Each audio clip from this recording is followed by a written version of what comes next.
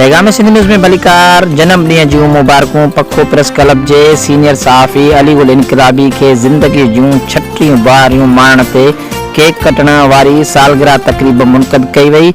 सालगिरह तकरीब में सियासी, समाजी, मज़हबी धुरियुनि समेत सहाफ़िन वॾे अंग में शिरकत कई।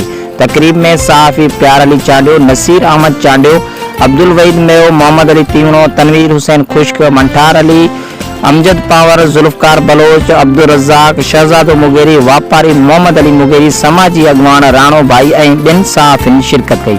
तकरीब में केक कटण वारी रस्म बाद नौजवान सहाफ़ी अली गुल इनकलाबी के गुलनि जा हार पाराया विया ऐं उमिरि दराज़ लाइ ख़ुसूसी दुआऊं घुरी वयूं। अली गुल मुगेरी तकरीब के खिताब कंदे चयो आहे त मां समूरी सिंध वासियुनि जो तमामु घणो थोराइतो आहियां जिन मुंहिंजे जनम ॾींहं जी ख़ुसूसी दुआऊं घुरियूं आहिनि ऐं मुंहिंजो बि सिंध वासियुनि सां अहद आहे त मां जेको कुझु कंदुसि सिंध लाइ ई कंदुसि ऐं कलम जी नोक मां निकिरंदड़ हर लफ़्ज़ सां न्याउ कंदुसि। उन मौक़े ते अली गुल इनकलाबी आयल दोस्तनि जो शुक्रियो अदा कयो ऐं थोरा मञिया।